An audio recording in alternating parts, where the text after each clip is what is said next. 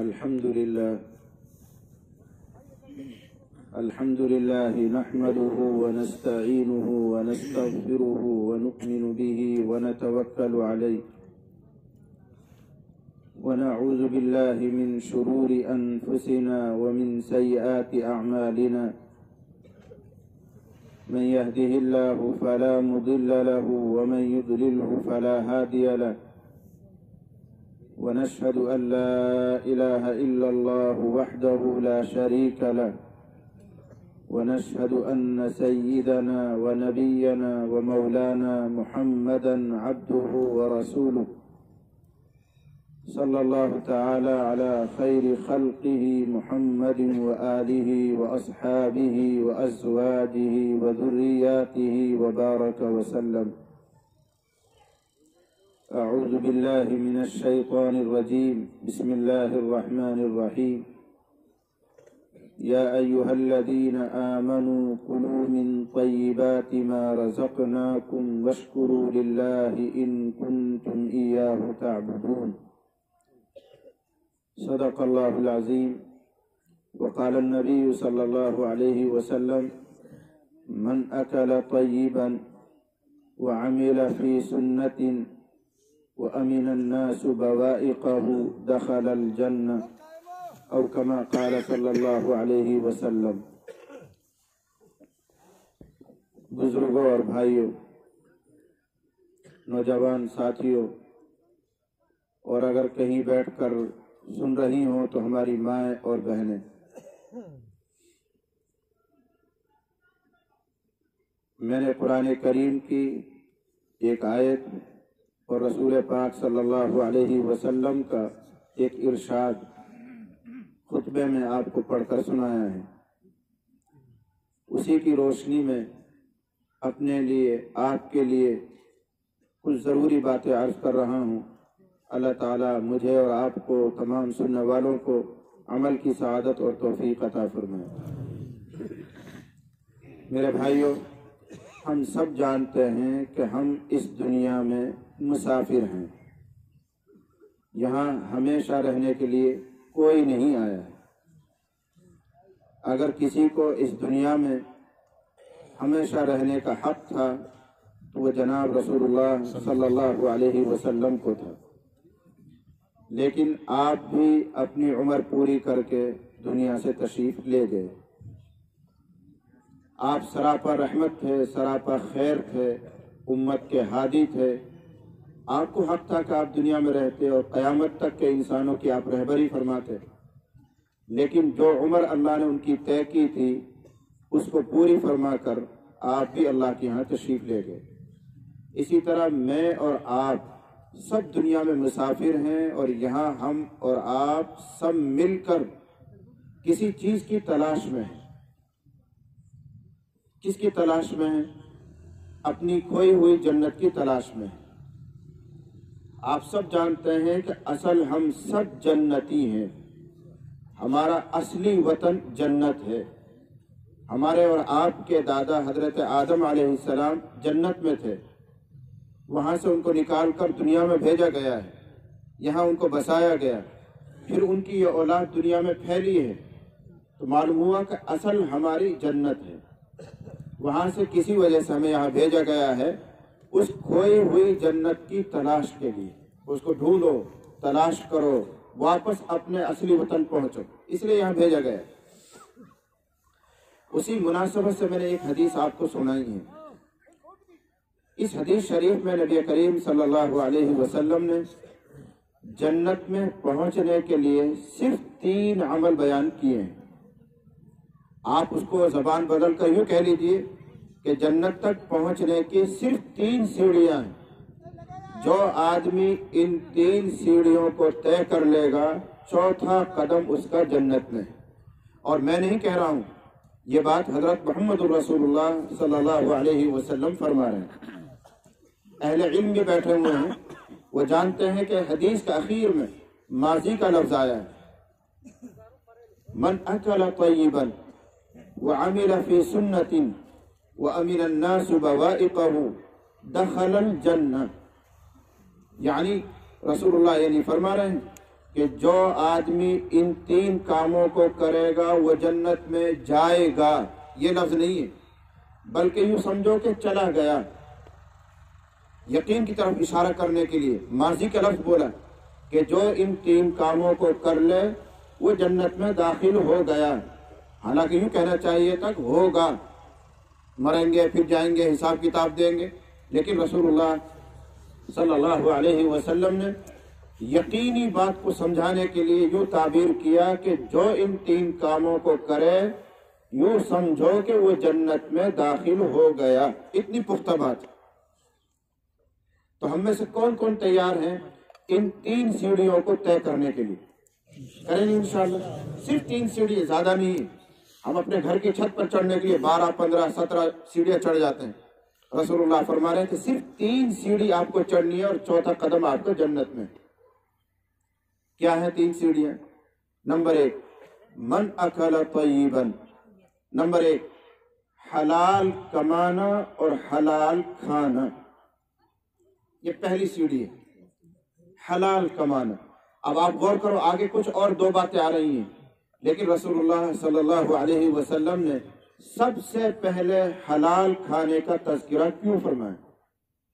اس لیے کہ بندہ جتنی عبادت کرتا ہے، ریاضتیں کرتا ہے، محنت کرتا ہے، چلے 4 مہینے میں وقت لگاتا ہے، خانقاہوں میں جا کے ذکر کرتا ہے، مسجدوں میں اعتکاف کرتا ہے، ان سب کی قبولیت حلال روزی پر رکی ہوئی ہے۔ اگر صبح سے شام تک اور شام سے لے کر صبح تک آدمی سجدے میں پڑا رہے، کوئی گناہ نہ کرے، لیکن اس کی روزی پاک نہیں ہے، تو اللہ کی قسم اس کا یہ سجدے میں پڑا رہنا قبول نہیں ہوگا۔ اس لیے رسول اللہ صلی اللہ علیہ وسلم نے پہلے نمبر پر حلال کھانے کا ذکر فرمایا۔ من اکل طیبا، عمل کا تذکرہ بعد میں آ رہا ہے، تیسری ہدایت کا تذکرہ بعد میں آ رہا ہے، سب سے پہلے تذکرہ حلال کھانا، اس لیے کہ جتنی عبادتیں ہیں ان سب کی قبولیت حلال روزی سے جڑی ہوئی ہے۔ اگر روزی حلال نہیں ہے تو ہماری عبادتیں قبول نہیں ہوتی۔ حضرت ابو ہریرہ رضی اللہ عنہ کی روایت ہے، وہ کہتے ہیں کہ نبی علیہ الصلوۃ والسلام نے ارشاد فرمایا، اللہ تعالیٰ نے اپنے عام مومن بندوں کو اسی چیز کا حکم دیا ہے جس چیز کا حکم اللہ تعالیٰ نے اپنے نبیوں کو دیا تھا۔ یا ایھا الرسل کلوا من الطیبات واعملوا صالحا، یہ قرآن کی ایک آیت ہے۔ یا ایھا الرسل کلوا من الطیبات واعملوا صالحا، اے رسولو، اے پیغمبرو، حلال کھاؤ، واعملوا صالحا، اور نیک عمل کرو۔ کن کو کہا جا رہا ہے؟ عام لوگوں سے نہیں، نبیوں سے کہا جا رہا ہے۔ خدا نہ خواستہ کوئی نبی حرام نہیں کھاتا ہے، کوئی نبی حرام نہیں کماتا ہے، لیکن نبی کی امتوں کو بتانے کے لیے کہا جا رہا ہے کہ جب نبی کی نیکی، نبی کی عبادت، وہ بھی اسی وقت قبول ہوتی ہے جب وہ حلال کھاتا ہو، تو عام لوگوں کی عبادتیں بغیر حلال کے کیسے قبول ہو جائیں گی؟ یہ سمجھانے کے لیے نبی کو حکم دیا گیا، یا ایھا الرسل کلوا من الطیبات، اے رسولو، حلال کھانا، پاکیزہ کھانا، واعملوا صالحا، اور نیک عمل کرنا۔ یہاں بھی دیکھو، واعملوا صالحا کا حکم بعد میں ہے اور کلوا من الطیبات کا حکم پہلے، اور یہی حکم اللہ تعالیٰ نے اپنے مومن بندوں کو دیا، یا ایھا الذین آمنوا کلوا من طیبات، اے ایمان والو حلال کھایا کرو۔ یعنی مومن بننے کے لیے، اللہ والا بننے کے لیے، اللہ کے یہاں مقرب ہونے کے لیے روزی چھوڑنے کی ضرورت نہیں ہے۔ کھاؤ پیو، یہ دھوکہ مت لگانا کہ جو کم کھاتا ہو، کم کھا کھا کے اپنا آپ کو سکھا لیتا ہو، بودا ہو جاتا ہو اور پہاڑوں میں جا کے فاقہ کرتا ہو، وہ آدمی بزرگ ہوتا ہے۔ نہیں، قرآن کیا کہہ رہا ہے؟ یا ایھا الذین آمنوا کلوا، اے ایمان والو کھاؤ پیو۔ اللہ والا بننے کے لیے، بزرگ بننے کے لیے، اللہ کا مقرب ہونے کے لیے کھانا چھوڑنے کی ضرورت نہیں ہے، کھاؤ، لیکن شرط یہ ہے پاکیزہ ہو، حلال ہو، یہ کہا گیا ہے۔ آگے حدیث میں حضرت ابو ہریرہ فرما رہے ہیں کہ اللہ نے جن چیزوں کا حکم رسولوں کو دیا اسی چیز کا حکم اللہ تعالیٰ نے اپنے عام مومن بندوں کو دیا ہے۔ پھر حدیث نقل کر رہے ہیں کہ اگر کسی آدمی نے صرف ایک لقمہ حرام کا اپنے پیٹ میں ڈالا، ایک لقمہ، ایک وقت کا کھانا نہیں، ایک سال کا کھانا نہیں، صرف ایک لقمہ، ان العبد لا يقذف اللقمة الحرام في جوفه، اگر بندہ اپنے پیٹ میں صرف ایک لقمہ حرام کا ڈال لے، لم يتقبل منه عمل 40 یوما، تو 40 دن تک کا کوئی عمل قبول نہیں ہوتا، نہ چلہ قبول ہوگا، نہ 4 مہینہ قبول ہوں گے، نہ ذکر و فکر قبول ہوگا، نہ نماز قبول ہوگی، نہ گشت قبول ہوگا، نہ اعتکاف قبول ہوگا، کوئی بھی عبادت، عمل کا لفظ ہے، لم یتقبل، کوئی عمل قبول نہیں کیا جائے گا 40 دن تک، اگر ایک لقمہ پیٹ میں حرام کا چلا گیا۔ اور اگر کسی آدمی کی پوری روزی ہی حرام کی ہو، سال بھر حرام کھاتا ہو، حرام کماتا ہو، تو پھر کیا بنے گا؟ ایک حدیث میں نبی کریم صلی اللہ علیہ وسلم نے ایک اور مثال دی، ارشاد فرمایا من اشترى ثوبا ب10 دراهم فيه درهم حرام لم يقبل الله له صلاة ما دام علیہ، یہ حدیث کے الفاظ ہیں کہ اگر کسی آدمی نے کوئی کپڑا خریدا، لنگی خریدی، کرتا خریدا، صافہ خریدا، رومال خریدا، کوئی بھی کپڑا خریدا، ب10 دراہم، 10 درہم میں، 10 روپیہ میں، فیہ درہم حرام، ان 10 میں سے 9 حلال کے ہیں اور 1 حرام کا ہے۔ 10 روپیہ میں کوئی سامان خرید رہا ہے، کرتا، پاجامہ، لنگی، پگڑی، کوئی بھی چیز، لیکن ان 10 روپیہ میں 9 روپیہ حلال، 1 روپیہ حرام کا ہے، تو نبی نے ارشاد فرمایا ان اللہ لا يقبل له صلاة، اللہ اس کی کوئی نماز قبول نہیں کرے گا ما دام علیہ، جب تک وہ کپڑا اس کے بدن پر رہے گا۔ کتنی سخت بات ہے۔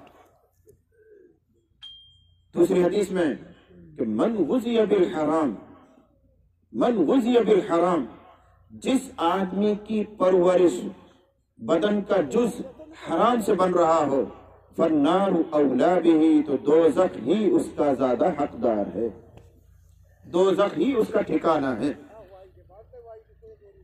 ایک حدیث شریف میں آیا ہوا ہے، نبی کریم صلی اللہ علیہ وسلم نے ایک مسافر کا تذکرہ کیا جو لمبے سفر پر نکل رہا ہے، یطیل السفر، لمبے سفر پر نکل رہا ہے، اور سفر کے درمیان آپ ذہن میں رکھنا اس زمانے کا سفر، آج کا نہیں، اس زمانے میں نہ روڈ ہوتے تھے، نہ دگڑے ہوتے تھے، جانور پر یا پیدل آدمی سفر کرتا تھا، لق و دق میدان ہے، بس یوں ہی نشانی دیکھ دیکھ کے چلے جا رہے ہیں۔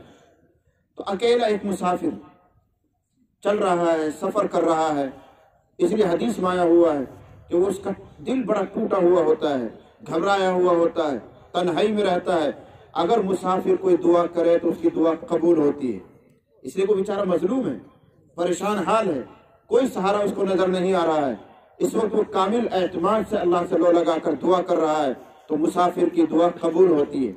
اس لیے رسول اللہ مسافر کی مثال دے رہے ہیں، ارشاد فرمایا ایک آدمی ہے جو لمبے سفر پر نکلا، پریشانیوں نے اس کو گھیرا، اب وہ ہاتھ اٹھا کر دعا کر رہا ہے، اور دعا بھی یوں لمبا کر کے ہاتھ آسمان کی طرف، اے اللہ، یا رب، یا رب، یا رب، پکار رہا۔ حدیث میں یہ لفظ ہے، اے میرے رب، اے میرے رب، اے میرے رب، یوں چلا رہا ہے، چیخ رہا ہے۔ مسافر ہونے کی وجہ سے اس کی دعا قبول ہونی چاہیے، اس لیے مسافر ہے، لیکن وَمَطْعَمُهُ حَرَام وَمَشْرَبُهُ حَرَام وَمَلْبَسُهُ حَرَام، اس کا کھانا حرام، اس کا پینا حرام، اس کا لباس حرام، فَأَنَّا يُسْتَجَابُ لِذَلِكَ، کہاں سے اس کی دعا قبول کی جائے؟ یہ مثال رسول اللہ نے دی کہ اگر مسافر آدمی ہے اور مسافر کا حق بنتا ہے کہ اس کی دعا قبول کی جائے، لیکن اگر کھانا پینا لباس حرام کا ہے تو اس کی دعا کہاں سے قبول کی جائے گی؟ چیختے چلاتے اگر مر بھی جائے تو بھی دعا قبول نہیں ہو۔ یہ اللہ کا فرمان ہے، یہ رسول اللہ کا ارشاد ہے۔ تو ہماری عبادتوں کی قبولیت، دعاؤں کی قبولیت حلال روزی سے جڑی ہوئی۔ حضرت سعد بن ابی وقاص رضی اللہ عنہ جو حضور علیہ السلام کے ماموں ہوتے ہیں، انہوں نے کہا اے اللہ کے نبی آپ دعا فرما دیجئے کہ میں مستجاب الدعوہ ہو جاؤں۔ مستجاب الدعوہ کیا مطلب؟ کہ جب دعا کروں فوراً قبول، جب دعا کروں فوراً قبول، کوئی دعا میری رد نہ ہو، اس کو مستجاب الدعوہ کہتے ہیں۔ اے اللہ کے رسول آپ میرے لیے دعا فرما دیجئے کہ میں مستجاب الدعوہ ہو جاؤں، جب دعا کروں فوراً قبول۔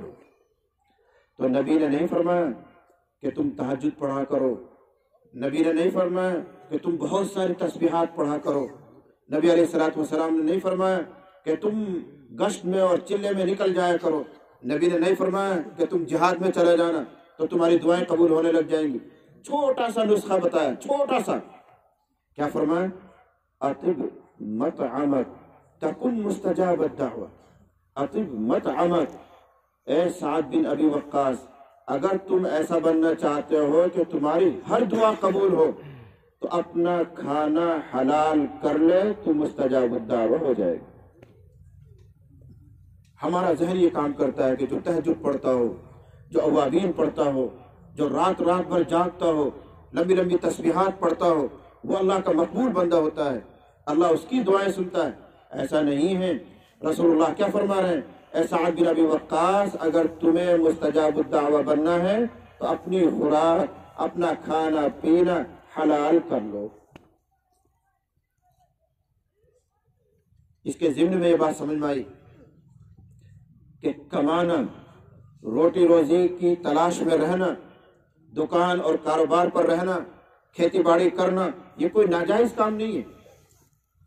شرط ایک ایک حلال ہو، بلکہ کسب معاش کی کوشش کرنا اس کا تو حکم دیا گیا ہے۔ رسول اللہ صلی اللہ علیہ وسلم نے ارشاد فرمایا طلب کسب الحلال فریضۃ بعد الفریضہ۔ بہت سے فرض ہیں، نماز، روزہ، زکوٰۃ، حج، ان فرضوں کے بعد ایک فرض حلال کمائی کی تلاش کرنا ہے، اس کو فرض قرار دیا گیا ہے۔ اللہ کے فریضے بہت ہیں، نماز وہ بھی پڑھو، روزے بھی رکھو، زکوٰۃ بھی ادا کرو، جہاد میں بھی جاؤ، حج بھی کرو، اور کوئی فرض ہے وہ بھی ادا کرو۔ ان فرضوں کے بعد ایک اہم فرض حلال کمائی کی کوشش کرنا، یہ بھی حلال طریقے سے دکان بڑھاؤ، حلال طریقے سے خوب پیسے کماؤ، حلال طریقے سے مالدار بنو، کوئی پابندی نہیں ہے۔ شرط کیا ہے؟ حلال ہو، حرام نہ ہو۔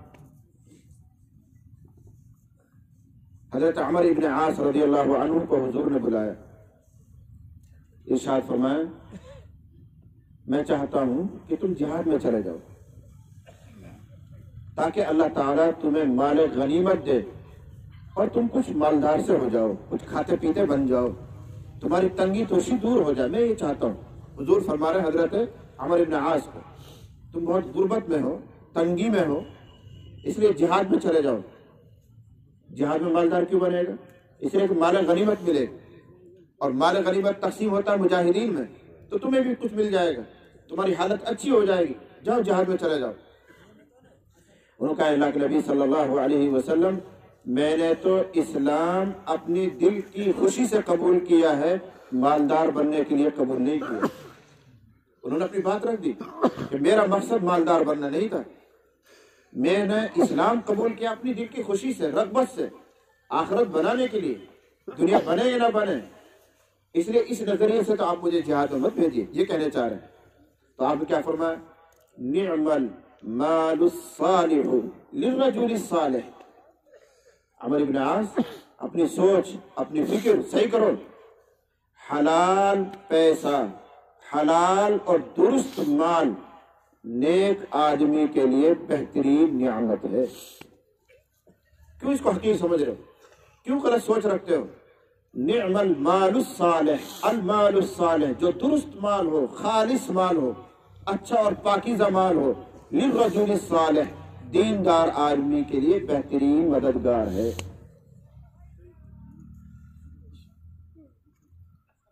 एक और किस्सा मुझे याद आ रहा है, अबू दाऊद शरीफ में है। एक अंसारी सहाबी रसूलुल्लाह सल्लल्लाहु अलैहि वसल्लम की खिदमत में आए। वो इतने तंगदस्त, इतनी गुर्बत में कि खाने पीने के लिए कोई चीज उसके पास नहीं। और उसने आकर सवाल किया, अल्लाह के नबी सल्लल्लाहु अलैहि वसल्लम मेरी मदद फरमा दीजिए, मैं बहुत तंग हूं, मेरे पास कुछ नहीं। आपने फरमाया, भाई इस वक्त तो बैतुल माल में कुछ नहीं है तुम्हारी मदद के लिए, पूरा बैतुल माल खाली है और घर की पोजीशन भी ऐसी नहीं है कि मैं तुम्हारी कोई मदद कर सकूं। उनका अल्लाह के नबी कुछ तो कीजिए, मैं बड़ा फकीर हूं, मोहताज हूं, कोई चीज मेरे पास गुजारे की नहीं। तो अब वाकया ये था कि हुजूर के घर में भी फाका चल रहा था, तो आप कहां से मदद करते, बैतुल माल भी खाली था। तो हुजूर अलैहिस्सलातु वस्सलाम ने फरमाया, तुम्हारे घर में कुछ तो होगा, कोई तो सामान होगा। उसने कहा, अल्लाह के नबी मेरे घर में सिर्फ दो ही चीज हैं, एक प्याला है लकड़ी का, उस जमाने में लकड़ी के प्याले होते थे, जिसमें पानी पी लेता हूँ, कोई खाने की चीज आती है तो उसी में रख के खा लेता हूँ, वुजू करना होता तो उसमें पानी भर के वुजू कर लेता हूँ। ये प्याला कई चीजों को काम देता है। और एक कंबल है जिसका आधा हिस्सा जमीन पर बिछाता हूँ, आधा ही ओढ़ लेता हूँ। इसके अलावा मेरे घर में कोई दूसरी तीसरी चीज नहीं है। कितना तंगदस्त रहा होगा। आज गरीब से गरीब आदमी ऐसा नहीं है जिसके पास सिर्फ दो ही चीज हो। जमीन भी रहती है छोटी मोटी, मकान भी रहता है, झोपड़ा भी रहता है, कुछ और रहता है। उस अल्लाह के बंदे के पास सिर्फ यही दो चीज है, एक प्याला, एक कंबल। अब देखो हुजूर क्या फैसला फरमा रहे हैं। आपने फरमाया, अच्छा उन दोनों ही चीजों को ले आओ। वो अंसारी साहबी गए और अपने घर में से प्याला और वो कंबल उठाकर ले आए।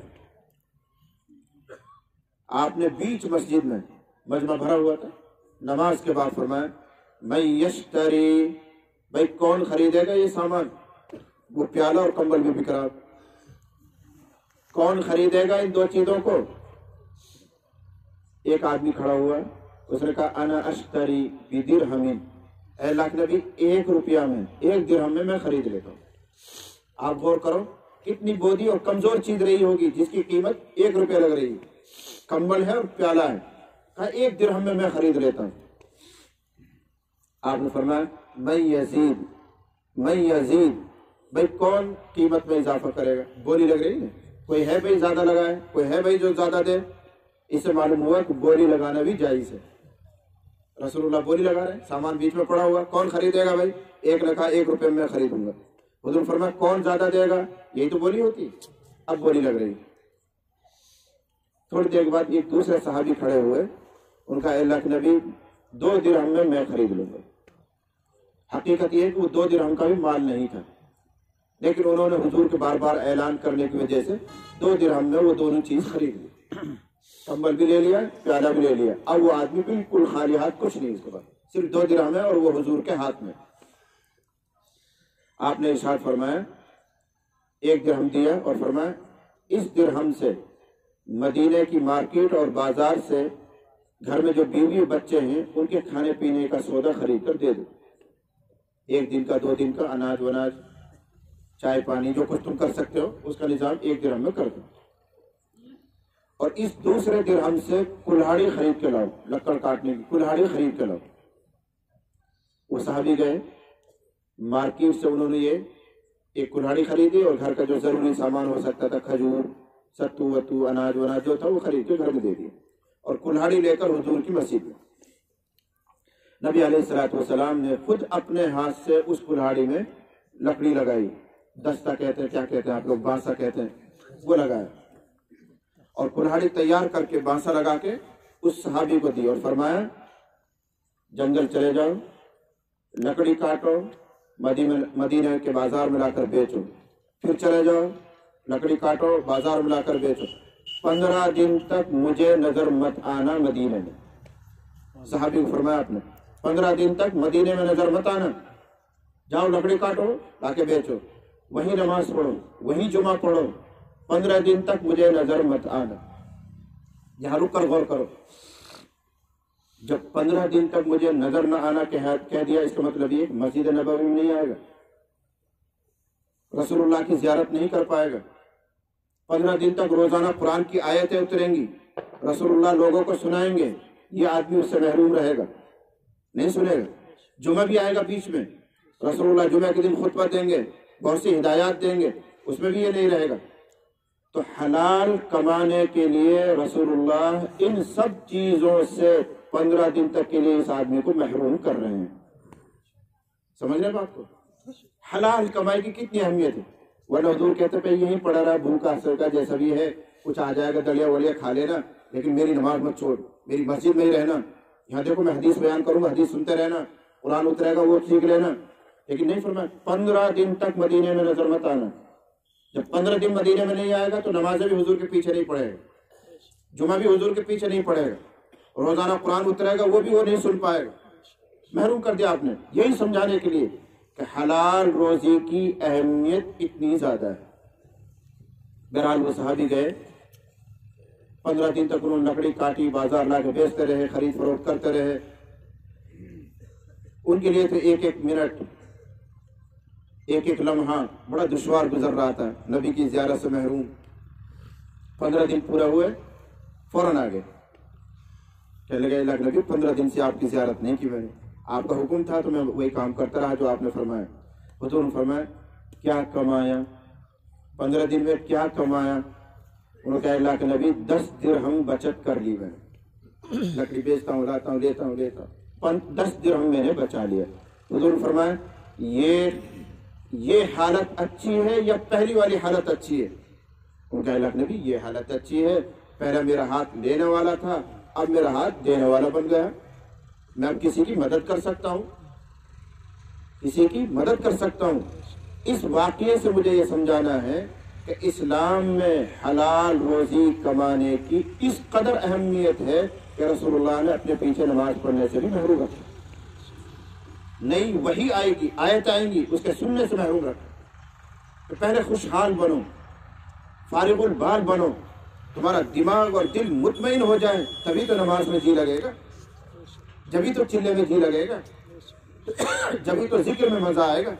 جب ہزاروں کا قرض تمہارے سر پر ہے، گھر میں فاقہ چل رہا ہے، تو کیا تمہاری تسلی رہے گی، کیا اطمینان رہے گا؟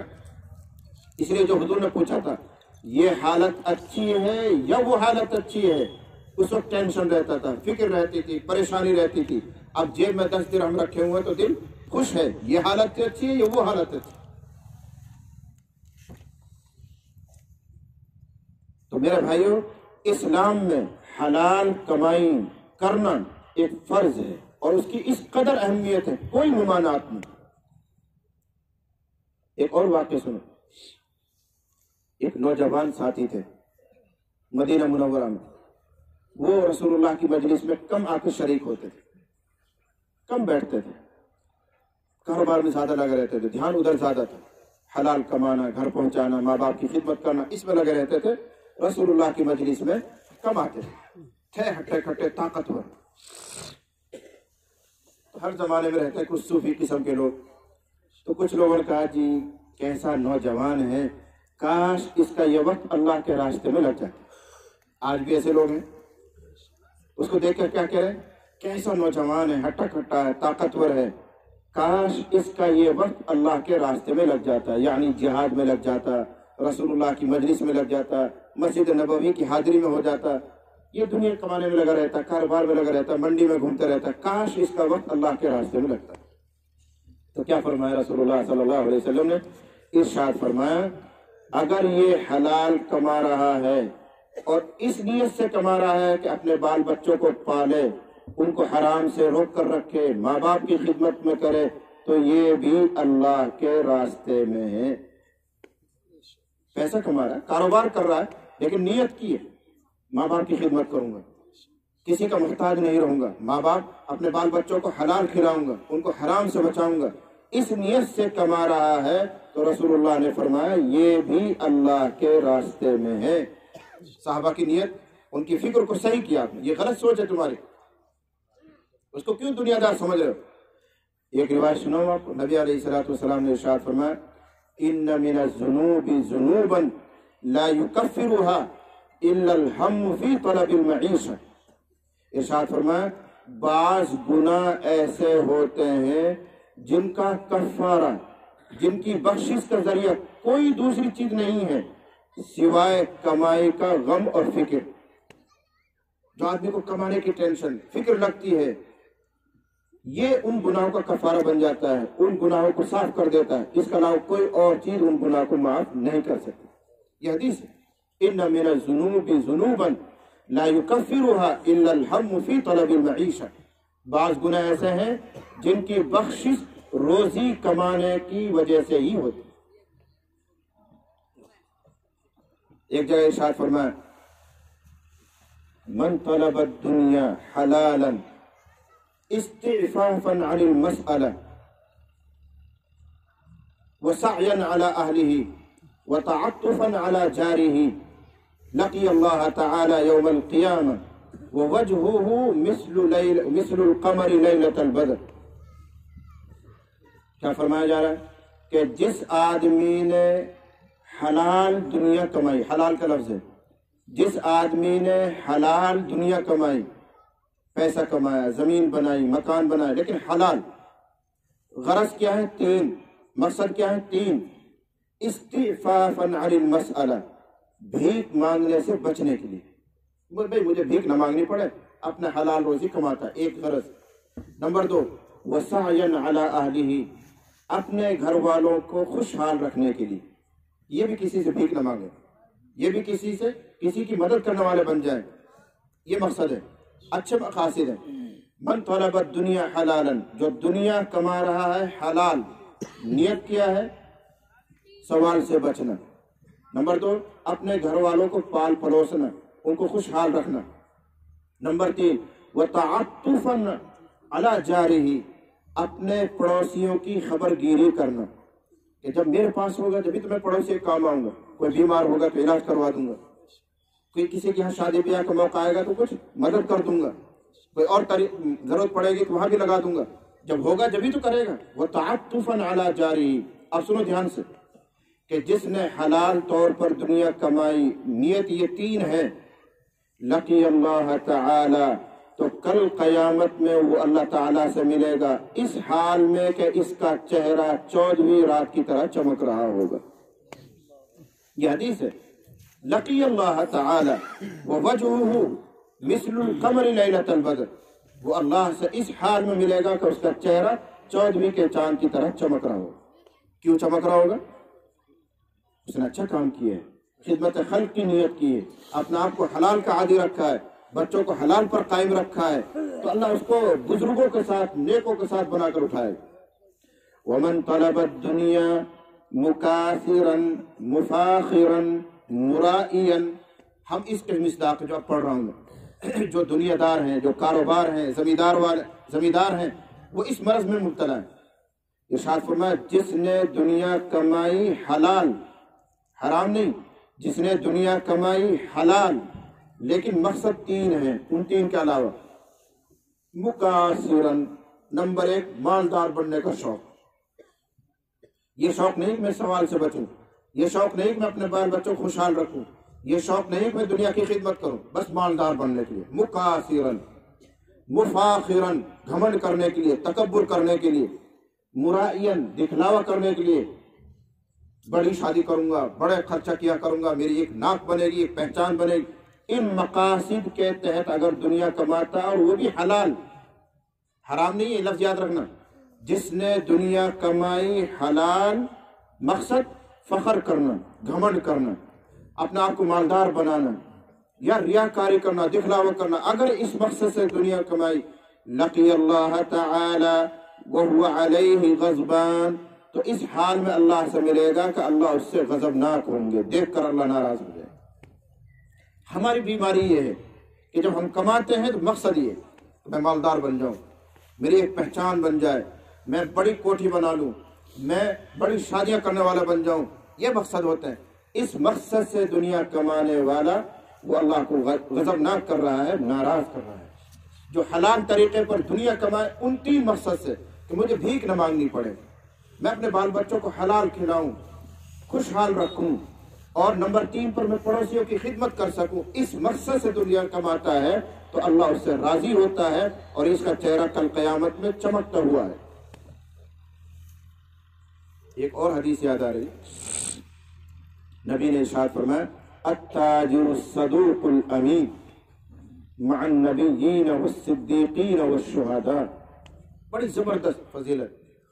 ارشاد فرمایا وہ تجارت کرنے والا، التاجر تجارت کرنے والا، دکان کرنے والا، کھیتی باڑی کرنے والا، یہ تجارت کرنے والا، التاجر وہ تاجر، الصدوق جو سچا، جو کمانے میں دھوکہ دہی نہ کرے، ٹٹلو نہ کاٹے، عیب کو نہ چھپائے، یہ الصدوق ہے۔ ہم لوگ بھینس بیچتے ہیں، اس میں کوئی عیب ہے چھپا لیتے ہیں اور جھوٹی تعریف کر کے اس کو بیچتے ہیں، یہ روزی حرام ہو گئی۔ موٹر سائیکل بیچ رہے ہیں، سائیکل بیچ رہے ہیں، اس میں کوئی گڑبڑ ہے اس کو بتا نہیں رہے ہیں اور جھوٹی تعریف کر کے اس کو بیچ دیا، اور ایسے آدمی کو دنیا میں چالاک مانا جاتا ہے، ہوشیار مانا جاتا ہے، اور بڑے فخر سے کہہ رہا ہے چپکا دی، یہی تو کہو گے، چپکا دی، چپکا نہیں دی، آخرت میں یہی تمہارے چپک گئی ہے،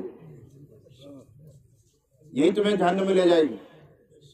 تو الصدوق کا مطلب کیا ہے؟ سچی تجارت، عیب ہے تو صاف صاف کہ بھائی اس میں یہ نقصان ہے اس لیے بیچ رہا ہوں، تجھے اچھی لگے تو لے، یہ بھینس ہے دودھ وقت پہ نہیں دیتی، فلاں گڑبڑ ہے، یوں ہے، یہ تجھے اچھی لگے تو لے ورنہ مت لے، موٹر سائیکل میں یہ خرابی ہے اس لیے بیچ رہا ہوں۔ جو عیب ہے اس کو صاف صاف ظاہر کر کے بیچنے والا، یہ سچا۔ التاجر الصدوق، جو آدمی تجارت کرے، سچائی اختیار کرے، نمبر 2 امانت دار ہو، تو کل قیامت میں مع النبیین والصدیقین والشہداء، کل قیامت میں وہ نبیوں کے ساتھ، صدیقین کے ساتھ، شہداء کے ساتھ جنت میں ہوگا۔ ہم لوگ سمجھتے ہیں کہ جنت تہجد سے ملتی ہے، ہم لوگ سمجھتے ہیں کہ جنت اوابین سے ملتی ہے، ہم لوگ سمجھتے ہیں کہ جنت تلاوت سے ملتی ہے۔ دیکھو یا رسول اللہ کیا فرما رہے ہیں، جو سچائی اور امانت داری کے ساتھ تجارت کرے گا وہ صرف جنت میں نہیں، جنت میں نبیوں کے ساتھ ہوگا، جنت میں شہداء کے ساتھ ہوگا، جنت میں صدیقین کے ساتھ رہے گا۔ کیا مقام بیان کیا گیا؟ اس لیے عرض کرنے کا منشا یہ ہے کہ حلال کمانا کوئی عیب کی بات نہیں ہے، بلکہ اسلام میں ایک فرض ہے، اور حلال کھاؤ گے تو عبادتیں قبول ہوں۔ اس لیے رسول اللہ فرما رہے ہیں پہلی سیڑھی حلال کھانا۔ 3 سیڑھیوں کا بیان چل رہا ہے، یاد رکھنا، جنت میں جانے کے لیے 3 سیڑھی ہیں۔ پہلی سیڑھی کیا ہے؟ حلال کھانا۔ اگر حرام کھا لیا تو دعا بھی قبول نہیں، نماز بھی قبول نہیں، تہجد بھی قبول نہیں، آپ کے چلے 4 مہینے بھی قبول نہیں۔ آپ کہیں گے صاحب ہم تو ماشاءاللہ حلال کماتے ہیں، حلال کھاتے ہیں، زمیندارہ کرتے ہیں، تھوڑا سا اشارہ کروں، تھوڑا سا برا مت ماننا، تھوڑا سا اشارہ کر کے چلوں۔ اگر آپ خون پسینے کی ایک دم حلال روزی کما رہے ہیں، مان لیجئے بالکل پاکیزہ، اپنی زمین ہے، زمیندارہ کر رہے ہیں، کسی کی کوئی خود بد آپ نہیں کر رہے ہیں، لیکن اگر خدا نہ خواستہ آپ نے بہنوں کا حصہ زمین میں سے نہیں دیا ہے تو اس زمین سے آنے والی فصل سب کی سب حرام ہے۔ میراث کا حق جس کو کہتے ہیں، اس میں سب مبتلا ہیں، دیندار بھی، غیر دیندار بھی، مولانا صاحب بھی، تبلیغی صاحب بھی، سب ہی اس گندے تالاب میں نہائے ہوئے ہیں۔ یوں ہی نہیں سمجھتے کہ یہ بھی کوئی فرض ہے، یہی نہیں سمجھتے کہ یہ بھی کوئی فرض ہے۔ یاد رکھنا، اسلام میں جیسے نماز فرض ہے، زکوٰۃ فرض، حج فرض، جانتے ہیں روزے فرض، اسی طرح میراث دینا بھی فرض ہے، کوئی فرق نہیں، بلکہ ایک وجہ سے اہمیت بڑھی ہوئی، نماز کا فرض ہونا، حج کا فرض ہونا، زکوٰۃ کا فرض ہونا، روزے کا فرض ہونا، جہاد کا فرض ہونا، اور جتنے فرائض ہیں ان سب کا فرض ہونا۔ اللہ نے اپنے نبی سے کہا اے نبی آپ سمجھا دو امت، آپ بتا دو امت کو کہ نماز بھی فرض ہے، آپ بتا دو امت کو حج بھی فرض ہے، آپ بتا دو امت کو کہ روزے بھی فرض ہیں، اور ایسے رکھے جاتے ہیں، ایسے روزہ شروع ہوگا اور ایسے افطار ہوگا، فلاں ہوگا، آپ سمجھا دو۔ لیکن جب میراث کا مسئلہ آیا تو اللہ نے کیا کہا، میں خود سمجھاؤں گا نبی، میں جانتا ہوں یہ میرے بنائے ہوئے انسان ہیں، بڑے حریص ہیں، بڑے لالچی ہیں، جلدی سے مانیں گے نہیں، میں خود سناؤں گا کہ یہ میراث فرض ہے اور اس کو کیسے کیسے بانٹا جاتا ہے۔ اللہ نے خود حصے متعین کر کے قرآن میں پورا ایک رکو نازل کیا، یوصیکم اللہ فی اولادکم للذکر مثل حظ الانثیین، پورا ایک رکو نازل کیا. اور حافظیوں کے لیے سب سے بڑا مشکل رکو ہے. اکثر حافظ آگے پیچھے ہو جاتے ہیں، اٹک جاتے ہیں، ایک جیسے حرف آتے بار بار. مول صاحب نہیں اٹکتا، جو اچھا مول صاحب ہوگا وہ نہیں اٹکے گا، وہ معنی کے دھیان کے ساتھ پڑھتا ہی چلا جائے گا. اور جو حافظ جی ہوا تو ایک جیسے حرف لگ رہا ہے، خرید تو یار ہی بھی ایسے آئی، ہی بھی ایسے، جھٹ آگے پیچھے ہو جائے گا. اور مولانا سمجھ کے پڑھے گا تو پڑھتا ہی چلا جائے گا. یہ پورا رکو اللہ تعالیٰ نے میراث کے حصے بتایا. یعنی اگر باپ کا انتقال ہو گیا ہے تو لڑکے کو کتنا ملے گا، لڑکی کو کتنا ملے گا، اس کی بیوی اگر ہے تو اس کو کتنا ملے گا، بہن ہے تو بہن کا کتنا ملے گا، فلاں کو کتنا ملے گا. یہ سب حصے اللہ نے خود طے کر کے بیان کیا. اور دیگر فرائض کو رسول اللہ کے ذمہ لگایا، آپ سمجھا دو، آپ کہہ دو. لیکن یہاں اللہ نے خود بیان کیا. میں سناتا ہوں کہ باپ کا حصہ کتنا ہے، بیٹے کا حصہ کتنا ہے، بہو کا حصہ کتنا ہے، فلاں کا حصہ کتنا ہے. سب کے حصے نام لے لے کے بیان کیا اللہ تعالیٰ نے. اور امت اسی قدر غافل ہے کہ اللہ جس چیز کو خود بیان کرے ساری کی ساری امت ایک طرف ہو گئی، کوئی میراث نہیں دے. کم از کم میوات کو ہم جانتے ہیں.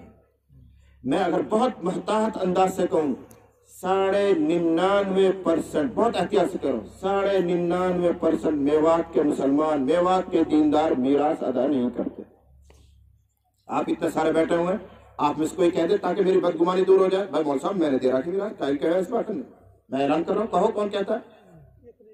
سب تبلیغی بھی ہیں، سب نمازی بھی ہوں گے، سب اللہ والے بھی ہیں، مسجد والے بھی ہیں، کوئی میراث نہیں دیتا ہے. اب اس زمین سے جو فصل آ رہی ہے وہ سب حرام ہے. آپ کی نمازیں، آپ کے روزے، آپ کے حج سب لٹکے ہوئے، کوئی قبول نہیں ہو. اب تم کہو گے بھائی مول صاحب ہم نے تو معاف کروا لی. مجھ سے بیٹھو ہی نہیں، یہاں سے پوچھ لیو، دنیا میں گھوم جاؤ، سارا مفتیوں سے پوچھ لیو. یہ ایک ایسا حصہ ہے کہ بہنوں سے معاف کروانے سے بھی معاف نہیں ہوتا، یہ آپ کو دینا ہی پڑے گا. معاف کروانے سے بھی معاف نہیں ہوتا. یہ اللہ کا متعین کیا ہوا حصہ ہے. بہن معاف بھی کرتے، بھائی میری طرف سے کوئی بات نہ، میں آتی جاتے رہوں، وہ دیکھ بھال کرتے رہی ہو، تو بھی معاف نہیں ہوگا. ہم یہی تماشا کرتے ہیں. ہمارے خود کے اندر چور ہوتا ہے، ہمارا من نہیں کرتا زمین میں سے زمین دینے کو، ہمارا جی نہیں چاہتا مکان میں سے مکان دینے کو، پیسوں میں سے پیسے دینے کو. تو بہن نے بلائیں گا اور وہ لے جائیں تحصیل میں، بہن زمین نام ہو رہی ہے، کوئی بات نہیں بھائی تو ہی لے لے، انگوٹھا کروا لیا اور خوش ہو گئے، معاف کروا لیا. معاف نہیں ہوتا. کیوں مول صاحب کیوں معاف نہیں ہوتا؟ سنو اس کو بھی. معاف اس لیے نہیں ہوتا کہ ایک مثال سمجھو. اگر کسی آدمی سے آپ لوگوں نے 1 لاکھ روپے قرضہ لیے آپ نے، اور آپ سے دیے نہیں جا رہے، بن نہیں رہے آپ سے. اب آپ کو آخرت کا ڈر لگتا ہے، یار نہیں دیا تو یوں مر جاؤں گا، کیسا ادائیگی ہوگی، فلاں ہوگی. یہ کی شکل ہے بھائی جاسو ہم نے 1 لاکھ روپے لے رکھے ہیں، وہ معاف کر دے، تو معاف کر دے تو آخرت بچ جائیں گے. یہی تو دل میں آئے گا. دیے نہیں جا رہے، کاش وہ معاف کر دے تو میں اللہ کے پاک صاف ہو جاؤں. اب آپ نے جیب میں رکھی پستول، اور جس سے آپ نے قرضہ لیا وہ مل گیا کہ اکیلے میں، اور وقت ماتھا لگا کے معاف کر، جو میں نے 1 لاکھ روپے تو لے رہا کہتے ہیں معاف کر دیے، وہاں کے بھائی میں نے معاف کر دیے، تو معاف ہو جائیں گے. وہ تو جان بچانے کے لیے کہہ رہا معاف، تو معاف نہیں ہوگا. ایسے یہاں ہے، ہماری بہنوں کے ذہن پر ایک دباؤ ہوتا ہے کہ اگر زمین میں سے زمین اپنے نام کروا لی اور ہم نے حصہ لے لیا تو پیہر ختم، بھائی بھاوج ختم. اور ہوتا بھی یہی ہے. اور بھائی ناراض بھی ہو جاتے ہیں، بھاوج بھی ناراض ہو جاویں، اور کوئی لے بھی لے تو اب آ جائے تو پیہر تول دے کے مل جائے تو جوڑا سب ہوتا ہے. یہ ان عورتوں کے ذہن پر، بہنوں کے ذہن پر ایک دباؤ ہے، پستول لگی ہوئی ہے. اس دباؤ میں وہ معاف کرتی ہے، اس لیے وہ معاف بھی نہیں ہوگا. آپ کو یہ حصہ دینا ہی پڑے گا. آپ زمین کاٹ کے نہیں دے سکتے، موجودہ قیمت اس کی ڈھال لیجیے، اور اس کے حصے میں 1 بیگھہ زمین آتی ہے، اس کی یہ قیمت بنی، لے بہن پکڑ، یہ تیرے پیسہ ہے، یہ تیری زمین پیسہ ہو گیا. اور صرف زمین کا مسئلہ نہیں ہے، جس مکان میں آپ رہ رہے ہیں وہ مکان، زمین، والد صاحب جو بینک بیلنس چھوڑ کر گئے تھے اس میں، جو پہننے کے کپڑے چھوڑ کر گئے وہ، اور اگر وہ پڑھا لکھا آدمی تک کتاب چھوڑ کر گیا تو وہ کتاب جو کچھ باپ نے چھوڑا سب میں بہنوں کا پورا پورا حصہ، جیسے تمہارا حصہ ایسے اس کا۔ کیا وہ اس باپ کی اولاد نہیں؟ جس باپ کی اولاد تم ہو، کیا وہ اسی باپ کی اولاد نہیں ہے؟ اس باپ کے چھوڑے ہوئے مال کو آپ خود ہڑپ کر جاتے ہیں، ان کا حصہ کیوں نہیں دیا؟ یہ کیسا دین ہے؟ یہ کیسا فرض ادا کر رہے ہیں؟ یہ کیسی دعوت اور تبلیغ کا کام ہے کہ 99-100 سال تقریباً ہونے کو آ رہے ہیں، ہمارا مزاج اب تک اتنا نہیں بنا کہ ایک فرض کو ہم ادا کرنے والے بن جائیں۔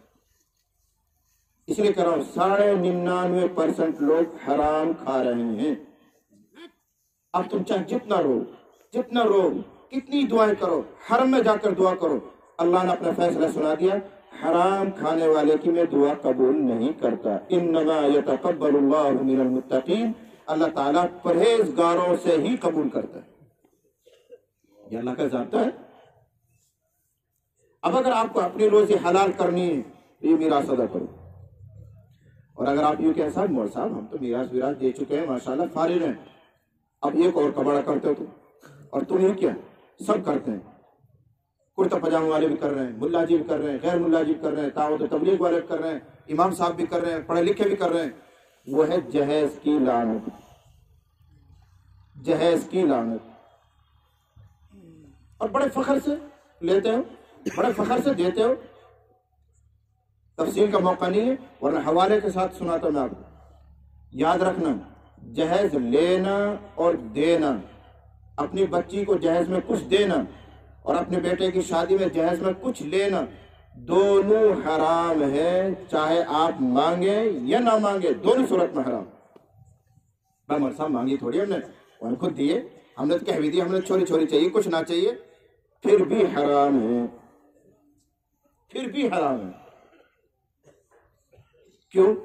سمجھو اس کو، ایک تو ہوتا مانگ کر لینا، بھائی مجھے موٹر سائیکل چاہیے، 4 پہیہ کی چاہیے، فلاں چاہیے، یہ تو سراسر حرام ہے۔ نمبر 2، کسی علاقے کا ماحول ایسا بن گیا جیسے ہماری میوات کا بنا ہوا ہے کہ بغیر دیے کام ہی نہیں چلتا۔ اگر نہیں دے گا تو بیٹے کا گزارا دشوار ہو جائے گا، اگر وہاں کوئی نہ مانگے تو یہ بھی مانگنے کے درجے میں ہی ہے۔ ماحول کا دباؤ ایسا ہے، مجبوراً دینا پڑتا ہے، اس لیے حرام۔ آپ کی بچی ہے، آپ کا داماد ہے، وہ آپ زندگی بھر دیجیے، آپ کو کون پابند کرتا ہے؟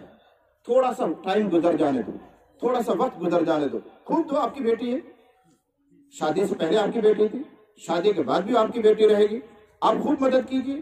اسلام اور علماء بیچ میں دخیل نہیں ہو سکتے، آپ کے لیے کوئی رکاوٹ کھڑی نہیں کر سکتے۔ ہاں شادی کے موقع پر اس لیے دینا کہ اس بیچاری کو وہاں گزارا نہیں ہوگا، وہاں ساس تانے دے گی، وہاں سسر تانا دے گا، داماد بننے والا بھی ہو سکتا ہے طلاق دے دے، لائی تو کچھ نہ ہے، اس ڈر کی وجہ سے دینا یہ حرام ہے۔ اور اسی ڈر سے دیتے ہیں، اسی ڈر سے دیتے ہیں، تانے ملیں گے، ساس بھی کہے گی، اڑوس پڑوس والے بھی کہیں گے، سسر بھی کہے گا، لڑکا خود بھی ستائے گا، اس ڈر کی وجہ سے ہم دیتے ہیں۔ اس دباؤ میں دینے کی وجہ سے جہیز لینا اور دینا حرام ہو جائے۔ بیٹی چلی گئی، 2-4 مرتبہ آنا جانا ہو گیا، الگ ہو رہی ہے، اپنا مکان بسا رہی ہے، اب آپ ایک نہیں کروڑوں میں دیجیے، کوئی پابندی نہیں۔ آپ کی بیٹی، آپ کا داماد، خوب گھر بنا کر دو اس کو، آپ بڑی والی گاڑی دو، اس کا گھر کا سارا سامان دو، کون منع کرتا ہے؟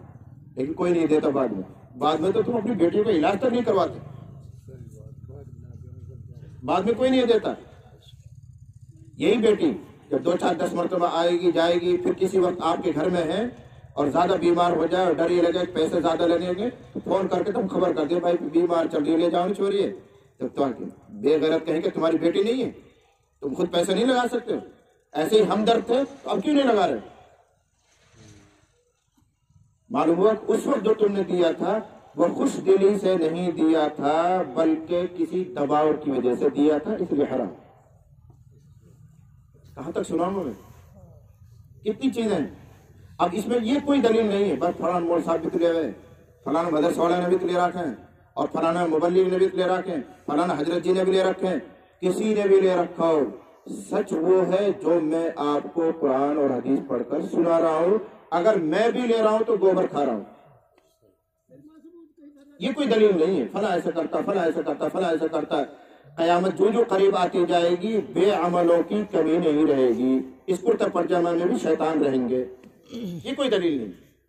دلیل وہ ہے جو قرآن میں ہے، دلیل وہ ہے جو حدیث میں ہے، دلیل وہ ہے جو رسول اللہ کی زندگی میں، دلیل وہ ہے جو صحابہ کا نمونہ ہے۔ آج کے انسانوں کا عمل کوئی نمونہ نہیں، کوئی دلیل نہیں ہمارے لیے۔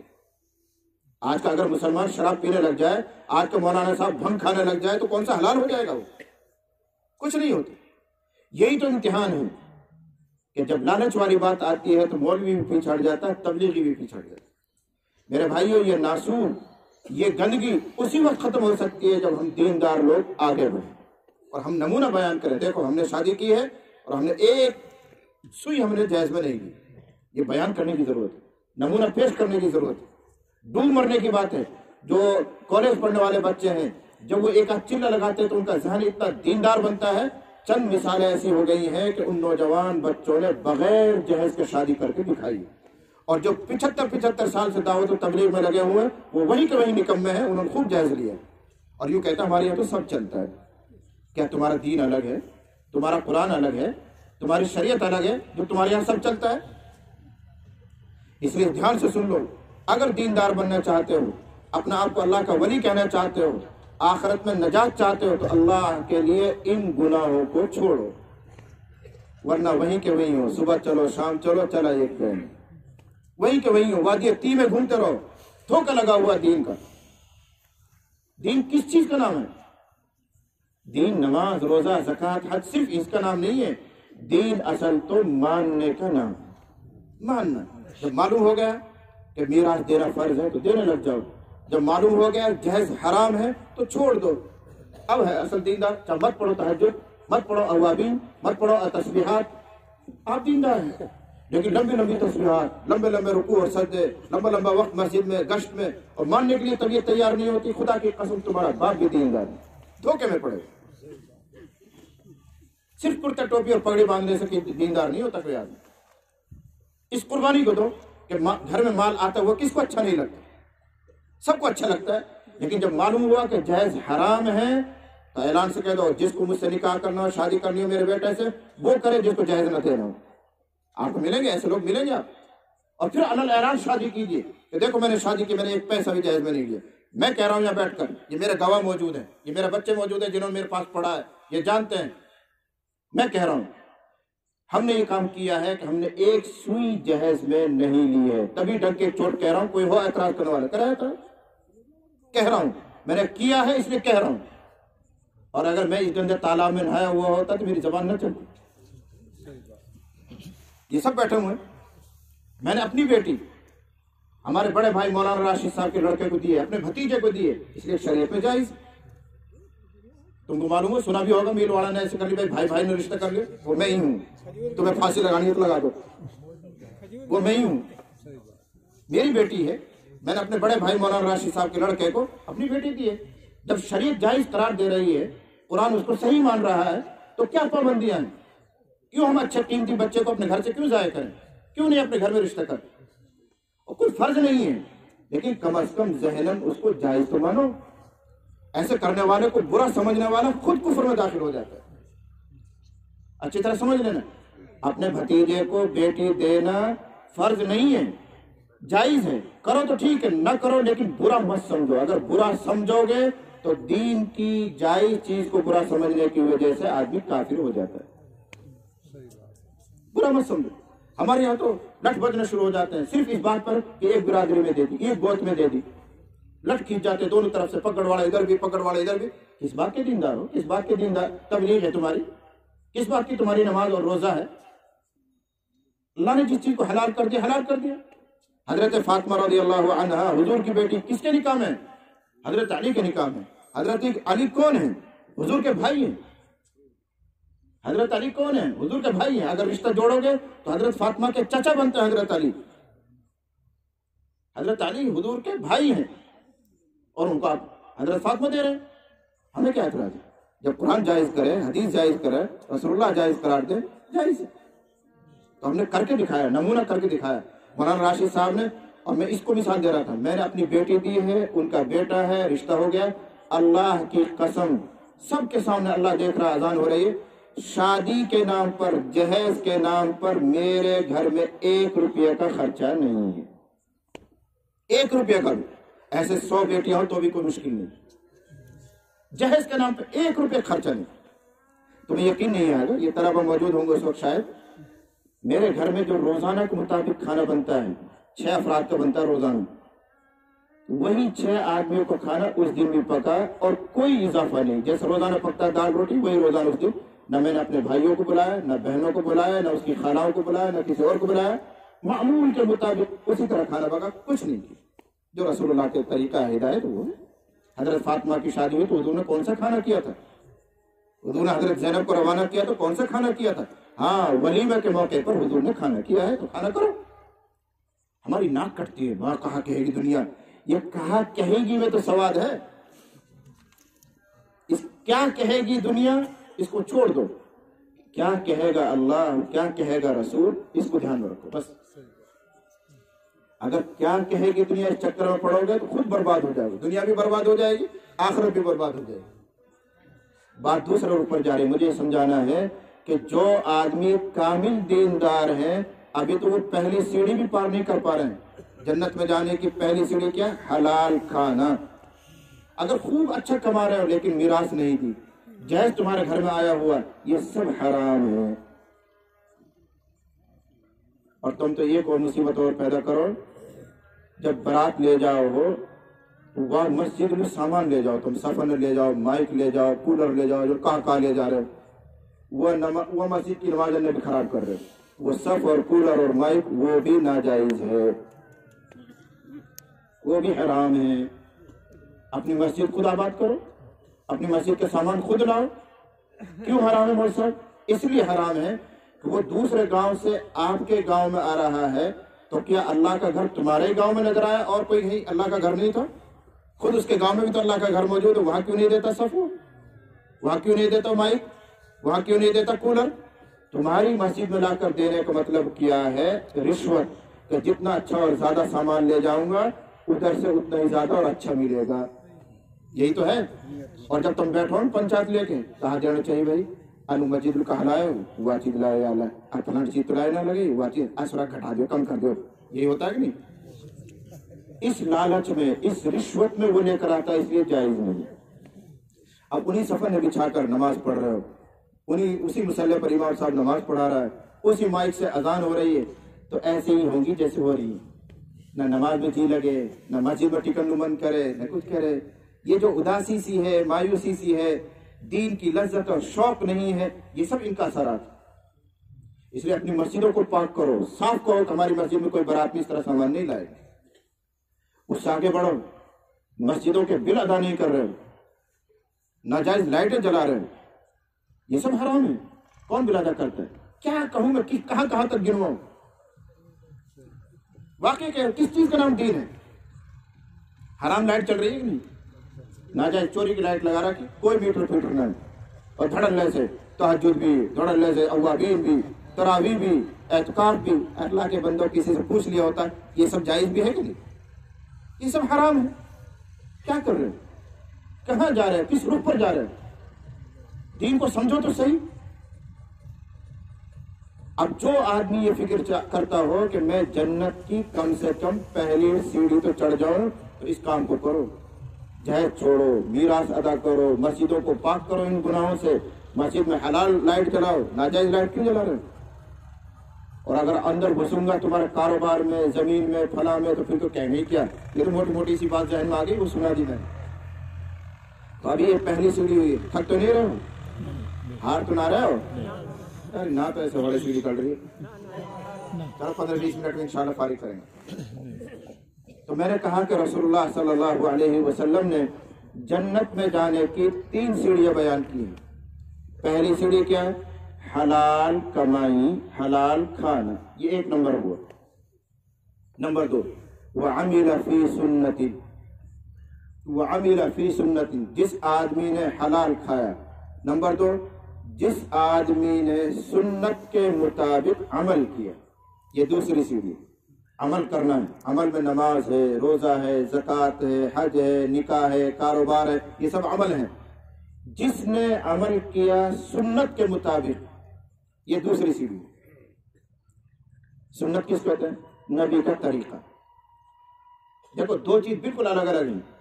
ایک ہے ہدایت، ہدایت تو اللہ تعالیٰ نے قرآن میں لکھ کر بھیج دی، یہ چیز جائز ہے، یہ ناجائز ہے، یہ حلال ہے، یہ حرام ہے، یہ کام جہنم میں لے جاتے ہیں، یہ چیزیں جنت میں لے جاتی ہیں، یہ سب تو قرآن میں لکھا ہوا ہے، یہی تو ہدایت ہے۔ تو جو کچھ اللہ تعالیٰ نے اپنے قرآن میں لکھا ہے اس کا نمونہ، اس کی مثال حضرت محمد رسول اللہ کو بنا کر بھیجا ہے۔ قرآن میں کہا گیا نماز پڑھا کرو، کیسے پڑھیں؟ محمد صلی اللہ علیہ وسلم نماز پڑھ کے دکھائیں گے۔ قرآن نے کہا حج کرو، کیسے کریں؟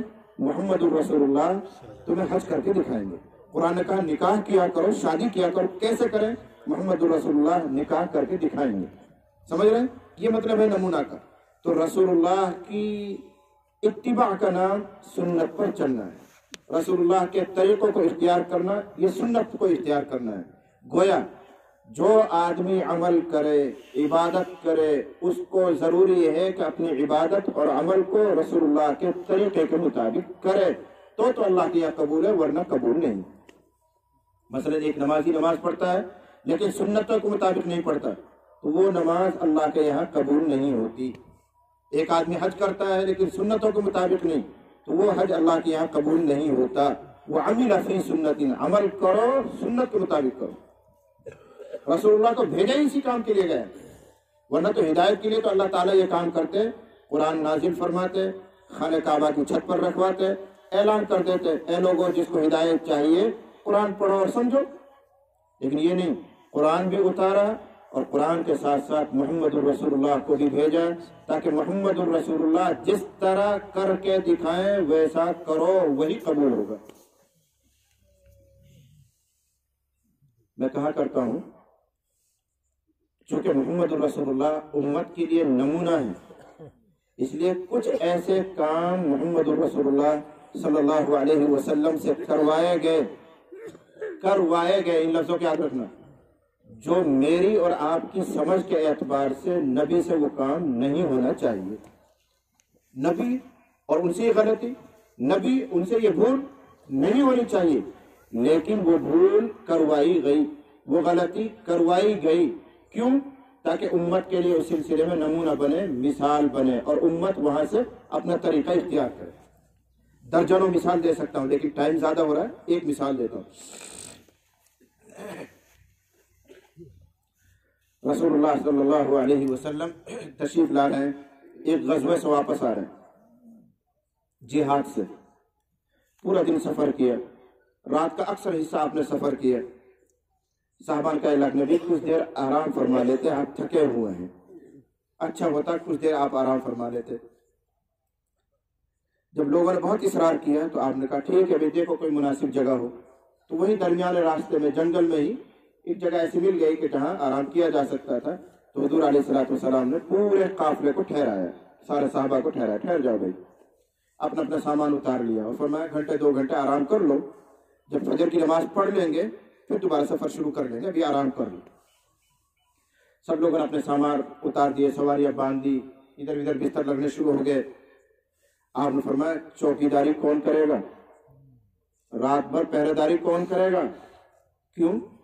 کئی مقصد ہیں کہ اجنبی جگہ ہم آرام کر رہے ہیں، ہو سکتا ہے آس پاس دشمن رہتے ہوں، ان کو محسوس ہو جائے کہ ہم مسلمانوں کی ایک جماعت یا ٹھہری ہوئی تو اچانک آ کے حملہ کر دیں، تو کوئی ایک آدمی تو جاگ کر ہے۔ ایسی ہی سواریاں ہیں، اونٹ ہیں، سامان ہے، سب سو جائیں گے تو ہو سکتا ہے کوئی چوری کر کے لے جائے۔ اور تیسرا بڑا مقصد، اگر سبھی سو گئے تھکے ہوئے ہو سکتا ہے سوتے ہی رہ جائیں، فجر کی نماز چلی جائے، اس لیے کوئی ایک آدمی ایسا ہو جو رات بھر جاگے۔ تو حضرت بلال نے کہا اللہ کے نبی یہ کام میں کر لوں گا۔ ہوتے ہیں بعض لوگ ایسے مجاہد طاقتور، ان کا اللہ کے نبی میں کر لوں گا۔ آپ نے فرمایا بہت اچھی بات۔ سب سو گئے، سارے صحابہ سو گئے، حضور بھی آرام کرنے لگے، سو گئے۔ اب غور کرو، حضرت بلال پوری رات قافلے کے ارد گرد چکر لگا رہے ہیں، اونٹوں کی نگرانی، سامان کی نگرانی، صحابہ کی نگرانی، چل پھر کر جیسے پہرے دار گھومتے ہیں ایسے پورے قافلے کے ارد گرد جاگ رہے ہیں، چل رہے ہیں، گھوم رہے ہیں۔ جب ان کو لگا کہ اب صبح صادق کا وقت، فجر کی اذان کا وقت قریب آ رہا ہے، تو گھڑی تو ہوتی نہیں تھی جو ٹائم دے کر اذان پڑھیں، صبح صادق میں دیکھ کر وہاں پڑھا کرتے تھے، روشنی وہاں صبح چمکتی ہے تو دیکھ کر پڑھتے تھے۔ تو وہ اخیر رات میں اپنے اونٹ سے ایسے کمر لگا کے بیٹھ گئے، منہ ادھر کر کے، کہ جیسے وہاں روشنی نظر آئے گی آسمان کے کنارے پر تو اذان پڑھ دوں گا، ایسے ٹیک لگائی اور یوں کر کے بیٹھ گئے۔ آپ جانتے ہیں کہ رات بھر کے چلے ہوئے، تھکے ہوئے، جاگے ہوئے، جیسے ہی انہوں نے کمر لگائی سو گئے، الارم سو گئے، جو جاگنے کا الارم تھا حضرت بلال وہ بھی سو گئے۔ اب حضور بھی سو رہے ہیں، سارے صحابہ سو رہے ہیں، اور حضرت بلال اپنے اونٹ کے سار لگا کر سو گئے۔ اذان کا وقت ہوا، وقت بھی نکل گیا، فجر کی نماز کا وقت ہوا، وہ بھی نکل گیا، سورج نکل گیا، سورج کی شعاعیں بلند ہونی شروع ہوئی، سورج کی شعاعیں اور تپش اور کرن حضور کے چہرے پر پڑی تو آپ گھبرا کر کھڑے ہوئے، سب سے پہلے آپ بیدار ہوئے۔ اول من فزع رسول اللہ، سب سے پہلے جو گھبرا کر کھڑے ہوئے رسول اللہ صلی اللہ علیہ وسلم، اور آپ نے کہا این بلال، این بلال، بلال کہاں ہے، بلال کہاں ہے؟ سب کی فجر کی نماز قضا ہو گئی، سورج بلند ہو رہا ہے۔ تو لوگوں نے جا کے حضرت بلال کو جگایا، چلو حضور بلا رہے ہیں، تم تو جگانے پہ مامور تھے، تمہیں حکم دیا گیا تھا، ڈیوٹی دی گئی تھی جگانا ہے تمہیں، تم خود سو گئے، چلو حضور بلا رہے ہیں۔ تو حضرت بلال ڈرے نہیں، بہت آرام سے چل کر حضور کے پاس آئے۔ حضور فرمایا کیا ہوا بلال، تم نے ذمہ داری لی تھی جاگنے کی، کیا ہوا، تم خود سو گئے؟ تو کیا جواب دیا؟ کوئی بہانہ نہیں بنایا، کوئی ہیلا بہانہ نہیں۔ کیا کہہ رہے ہیں؟ جس اللہ نے آپ کو سلائے رکھا اسی اللہ نے مجھے بھی سلا دیا، جس اللہ نے آپ کو سلائے رکھا اس اللہ نے مجھے بھی سلا دیا۔ یہ حدیث پورے کی میں نے، غور کرو، اگر حضور سو رہے ہیں، صحابہ سو گئے ہیں، حضرت بلال سو گئے ہیں، تو کون سی بڑی بات تھی؟ اللہ جاگ رہے ہیں، اللہ کو کبھی نیند نہیں آتی، لا تأخذہ سنۃ ولا نوم، کبھی اللہ کو نیند نہیں آتی، کبھی اونگ نہیں آتی، اللہ جاگ رہے ہیں۔ اللہ کو معلوم ہے کہ میرے حبیب حضرت محمد رسول اللہ کی آج فجر کی نماز قضا ہو رہی ہے، سورج نکلنے والا ہے، سب معلوم ہے اللہ کو۔ تو اللہ جبرائیل امین کو بھیج دیتے ہیں کہ جبرائیل جاؤ جلدی سے محمد رسول اللہ کو جگاؤ، ان کی نماز جا رہی ہے۔ بھیج سکتے تھے کہ نہیں؟ روزانہ کتنی مرتبہ جبرائیل کا آنا جانا ہوتا تھا، خوب آتے تھے۔ علماء نے، مفسرین نے، علامہ سیوطی علیہ الرحمہ نے نقل کیا ہے، رسول اللہ کی زندگی میں حضرت جبرائیل پچھلے تمام نبیوں سے زیادہ آئے گئے ہیں، پورے 24,000 مرتبہ جبرائیل کا آنا جانا حضور کے پاس ہوا ہے۔ 24,000 مرتبہ جبرائیل کا آنا جانا ہوا، ایک مرتبہ اور آ جاتے، آج ایک مرتبہ اور آ جاتے اور جگاتے محمد رسول اللہ کیا کر رہے ہیں، نماز جا رہی ہے، وقت نکلا جا رہا ہے، لیکن نہیں، آج اللہ کو منظور یہی ہے کہ محمد رسول اللہ کی نماز قضا ہو، یہی منظور ہے۔ کیوں؟ اللہ کو معلوم ہے کہ آگے چل کر مسلمان آئیں گے، ان کی نماز قضا ہوا کریں گی، وہ سوتے رہ جایا کریں گے، تو ان کے لیے قضا نماز کا طریقہ نکل آئے گا، ان کے لیے رسول اللہ کا ایک اسوہ اور نمونہ بن جائے گا، اس لیے رسول اللہ کی نماز قضا کروائے۔ سمجھ رہے؟ تو رسول اللہ کو بھیجا ہی اس لیے گیا تھا تاکہ وہ امت کے لیے نمونہ بنے، ہر کام کر کے دکھائے۔ اگر حضور کی نماز قضا نہ ہوئی ہوتی تو قضا نماز کا طریقہ کیسے نکل کر باہر آتا؟ کیسے امت کو پتہ چلتا قضا نماز ایسی پڑھی جاتی ہے، اس کو یوں لوٹایا جاتا ہے، پتہ ہی نہیں چلتا۔ اس لیے اس سلسلے میں بھی نمونہ بنوایا۔ ایک اور واقعہ سنا دوں، اس سے بھی زیادہ حیرتناک۔ آپ نے عصر کی نماز یا ظہر کی نماز پڑھائی اور بھولے سے 2 رکعت پر سلام پھیر دیا، 4 رکعت والی نماز میں 2 رکعت پر سلام پھیر دیا، اور طاہر امام صاحب اگر 2-3 مرتبہ ایسے کر دیے تو اے ایمان سے کہاں بولتے رہے تو جھٹی 2 رکعت پر سلام پھیر دے، چھٹی کر دے ہوگا تمہا کی اے نہیں گائے سے رہنے کہاں ہے۔ لیکن حضور پیغمبروں کے پیغمبر، سردار سب کے، انہوں نے بھول کر غلطی سے 2 رکعت پر سلام پھیر دیا، اور آپ سمجھ رہے ہیں میں نے 4 پڑھا دی، اور نماز پڑھا کے اپنے حجرے میں تشریف لے گئے۔ پیچھے جو صحابہ تھے جو بعد میں آتے ہیں جلدی چلے جاتے ہیں، وہ خوش ہو کر چلے گئے اور کیا کرے، ارے بڑھیا یار 4 سے 2 پڑھنی پڑھا کریں گے، اب تو حضور نے 2 کر دی، 2 سے 2 پڑھا کریں گے۔ لیکن اگلے جو صحابہ تھے اگلی صفوں میں بیٹھے ہوئے تھے، سنجیدہ لوگ، وہ غور کرتے رہے، فکر مند ہو گئے اور کہنے لگے اگر اللہ تعالیٰ کی طرف سے 4 کے بجائے 2 کا حکم آ گیا ہوتا تو رسول اللہ صلی اللہ علیہ وسلم نے ہمیں بتایا ہوتا، آپ نے ہمیں بتایا نہیں۔ لگتا ہی ہے کہ حضور سے بھول ہو رہی ہے، اب صحابہ فکر مند بیٹھے ہوئے، لیکن ہمت بھی کسی کی نہیں ہو رہی کہ حضور سے جا کے پوچھیں کہ حضور آپ غلطی کر کے چلے گئے، 2 ہی پڑھا دیا آپ نے۔ ایک صحابی کھڑے ہوئے ہمت کر کے، پھر باق ان کا نام ہے، ذوالیدین کہتے تھے، حضور ان کو پیار سے، وہ گئے حضور کے حجرے میں اور جا کر کہنے لگے اللہ کا رسول اقصرت الصلاۃ ام نسیت یا رسول اللہ، اے اللہ کے نبی نماز میں اللہ تعالیٰ کی طرف سے کمی کا حکم آ گیا ہے، 4 کے بجائے 2 کا آرڈر آ گیا ہے، یا آپ خود بھول گئے ہیں؟ آپ فرمایا کل ذالک لم یکن، دونوں باتیں نہیں، اللہ کی طرف سے تو 4 کا ہی حکم ہے اور میں بھی 4 پڑھا کے آیا ہوں، اپنی یادداشت کے مطابق حضور فرمایا میں 4 پڑھا کے آیا۔ ان کا بعد ذالک قد کان، نہیں کچھ تو گڑبڑ ہے، کچھ تو ہوا ہے، یا تو اللہ کی طرف سے حکم 4 کے بجائے 2 کا ہے اور اس کو آپ منع کر رہے ہیں، پھر یہ غلطی ہوئی ہے کہ آپ 2 پر سلام پھیر کر آ گئے۔ جب انہوں نے جم کر یہ بات کہی تو حضور باہر نکل کر آئے، حضرت ابوبکر، حضرت عمر، بڑے بڑے لوگ بیٹھے ہیں، حضور فرمائے اصدق ذوالیدین، کیا یہ ذوالیدین صحیح کہہ رہا ہے، کچھ گڑبڑ ہوئی ہے؟ تو انہوں نے گردن ہلائی، جی کچھ تو گڑبڑ ہوئی ہے۔ تو حضور مصلی پہ بڑھے، 2 رکعت اور پڑھائی، آخر میں آپ نے سجدہ سہو کر کے نماز پوری فرمائی۔ اب تہر پیٹ میں ایک درد ہوئے گا، اے کیسے سجدہ سہو، بیچ میں چلت پھرت بھی ہوئی ہے، بات چیت بھی ہوئی ہے، فوراً درد۔ تو یا آسان سے جواب یہ ہے کہ وہ زمانے کی بات ہے جب نماز میں بات چیت جائز تھی، وہ زمانے کا قصہ ہے جب بات چیت جائز، نماز میں سب کچھ جائز تھا، پہلے بات کرنا بھی، سلام کرنا بھی، جواب دینا بھی، ادھر ادھر دیکھنا بھی، سب جائز تھا، پھر آہستہ آہستہ پابندی لگی ہے، آہستہ آہستہ ایک دم سے پابندی نہ آئی، مشکل ہو جاتی صحابہ کے لیے نماز پڑھنا، آہستہ آہستہ تربیت کی گئی، اب بات مت کیا کرو، ادھر ادھر مت دیکھا کرو، اب سلام کا جواب مت دیا کرو، آہستہ آہستہ تربیت کی گئی۔ تو یہ اس زمانہ کا قصہ ہے جب نماز میں بات چیت جائز تھی، تو بات چیت ہوئی، لیکن حضور نے آگے بڑھ کر 2 رکعت پڑھا کر سلام پھیرا اور سجدہ سہو کیا۔ اس واقعے میں آپ غور کرو، اگر غور کریں گے تو ایسا لگے گا اللہ کے نبی جو ہر وقت اللہ کے دھیان کے ساتھ رہنے والے، ہر وقت اللہ میں آپ کا جی لگا رہنے والا، اور نماز میں اتنی بڑی بھول کہ 2 رکعت پر سلام پھیر کے یہ سمجھ کے 4 پڑھا دی۔ پہلے میں نے ایک جملہ کہا تھا، کچھ ایسی باتیں کروائی گئی ہیں، ہوئی نہیں، کروائی گئی ہیں۔ کیوں؟ یہاں کیوں کروایا گیا؟ تاکہ سجدہ سہو کا طریقہ نکل کے آ جائے۔ اللہ کو معلوم ہے کہ بعد کے مسلمان اپنی زمینداری میں کھوئے رہ کریں گے، نیت باندھیں گے، ریت گئے کھیت میں، نیت باندھیں گے، وہ گئے کہاں کاروبار میں، تو ان سے غلطی ہوں گی، کوئی 3 پہ سلام پھیرے گا، کوئی 1 پہ سلام پھیرے گا، کوئی 2 پہ سلام پھیرے گا، تو سجدہ سہو کا طریقہ نکل کر آ جائے، اس لیے ایک مرتبہ حضور سے بھی غلطی کروا دی تاکہ نمونہ بن جائے۔ ان واقعات سے سمجھو کہ رسول اللہ صلی اللہ علیہ وسلم کو دنیا میں بھیجنے کا مقصد ہی یہ ہے کہ قرآن پر عمل اس طرح کرنا جیسا ہم نے اپنے حبیب سے کروایا۔ اب اگر کوئی آدمی نماز پڑھے، روزہ رکھے، زکوٰۃ دے، حج کرے، شادی بیاہ کرے، لیکن نبی کے طریقے سے ہٹ کر رہا ہے تو اللہ کے یہاں وہ عبادت قبول نہیں ہوتی۔ ایک موٹا سا مسئلہ یاد رکھیں، ایک مثال دوں پھر تیسری سیڑھی پر چڑھیں گے۔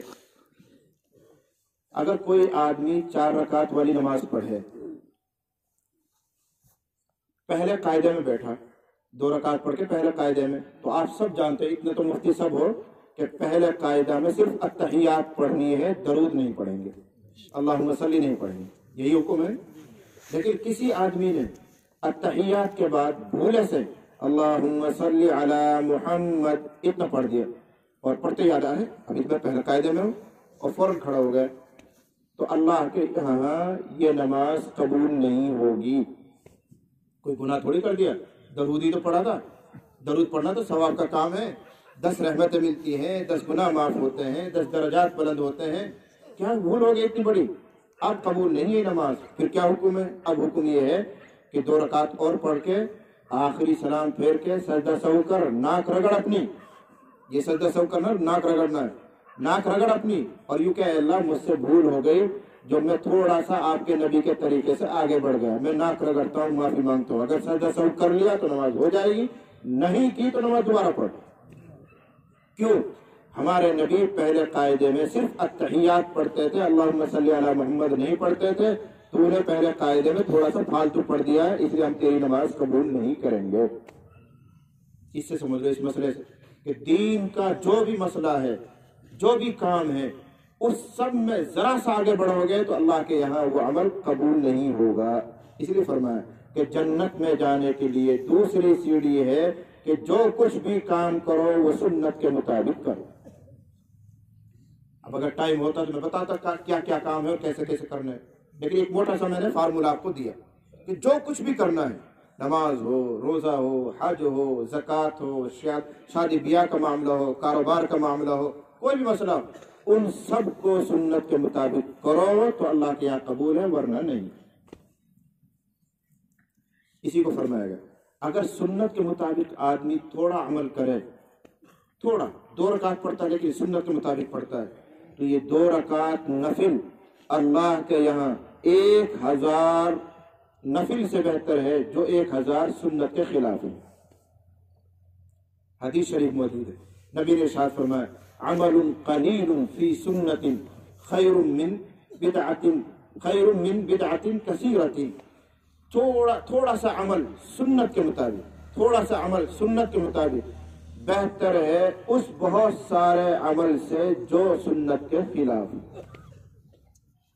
تھوڑا سا عمل 2 رکعت نفل پڑھتا ہے لیکن بہت سنجیدگی سے، سکون سے، وقار کے ساتھ پڑھتا ہے۔ ایک آدمی وہ کھٹاپٹ 10-12 رکعت پڑھ ڈالی، اللہ کو یہ رکعت پسند نہیں، اللہ اس کو قبول نہیں کرے۔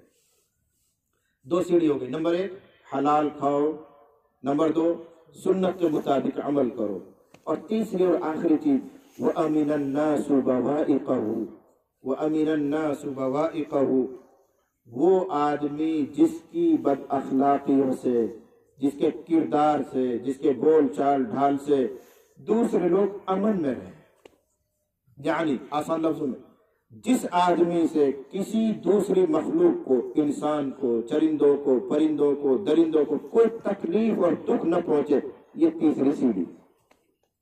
دنیا میں اس طرح رہو کہ تمہارے وجود سے کسی کو کوئی دکھ نہ ہو، کوئی تکلیف نہ پہنچے، یہ تیسری سیڑھی۔ اگر کوئی آدمی بڑا دیندار ہے، حضرت جی ہے، مولانا صاحب ہے، مفتی صاحب ہے، اور عبادت کی کمی نہیں ہے، تو رسول اللہ نے ارشاد فرمایا اگر اس کا پڑوسی اس سے دکھی ہے تو اللہ کی قسم ابھی تو اس کا ایمان بھی نہیں بنا، عبادت تو دور کو بھاڑ میں گئی۔ حدیث سنا دو، واللہ لا یؤمن، واللہ لا یؤمن، واللہ لا یؤمن، حضور فرمایا اللہ کی قسم ایمان والا نہیں، اللہ کی قسم مؤمن نہیں، اللہ کی قسم مسلمان نہیں۔ لوگوں نے کہا کون ہے اللہ کے نبی جس کے لیے آپ 3 مرتبہ قسم کھائیں؟